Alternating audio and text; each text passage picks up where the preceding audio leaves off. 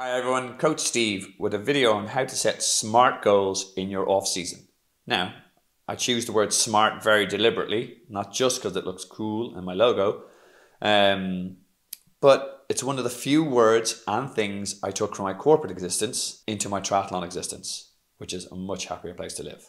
It actually stands in this context for specific, measurable, achievable, realistic, and time-bound.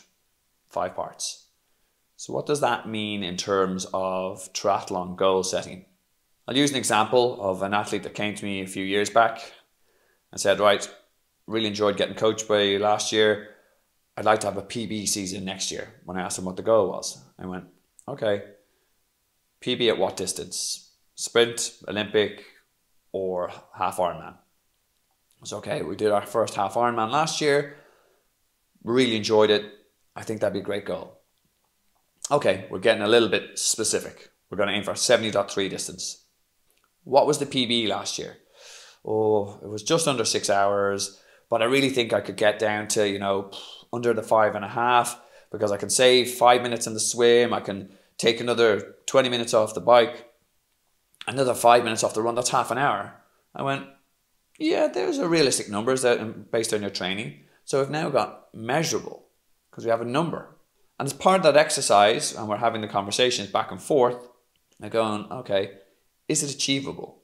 Now, an unachievable goal is someone who has done a 7-hour half Ironman and comes to me and says, listen, I want to go under 4.5 hours the next season. That's way too big a jump. As in, they need to progress and get better year on year. But what we're talking about with this athlete, it was a 30-minute saving. He had identified areas we could target in terms of the bike was the key area. So, and it's a 15% improvement, which is very, very achievable. Okay, so we've now got an achievable goal. Then you have to test whether or not it's a realistic goal, even if it's achievable. And that you look into, so what's going on next year? You're talking about moving house. Is that still going on? How's the new job?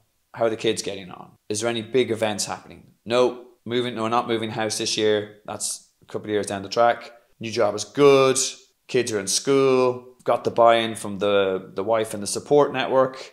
We're good. So the goal now is to become realistic. So, okay, well, when are we doing this? What half Ironman do you want to target? And I'm going, oh, well, I liked Mallorca when I did that a couple of years back and all the rest. So can we try for that? And I said, yep. And that's a date in the diary. That's 6 months away. Well, I can build a plan for that, and then we'll aim for that goal. Now, post-edit, that athlete did go 5:13 and got a really good PB out of it. So just because he was specific, measurable, had an achievable goal, was realistic about it, and put a date on it. So try to follow that process when you're talking through your goals. Don't be vague. Don't be sort of up in the air as, oh, I'd like to do it. Try to nail down what it actually looked like, because it will help your conversation with your coach. It will help you looking for what training approach you're going to have, what plan you're going to use, or even like when you're deciding what you're going to do with your training buddies or your racing buddies. Be smart about the goals. So if you are wondering about your goals, feel free to email me at info@smartenduranceSolutions.com. Drop something in the comments. As I said, I'll respond back when I have time.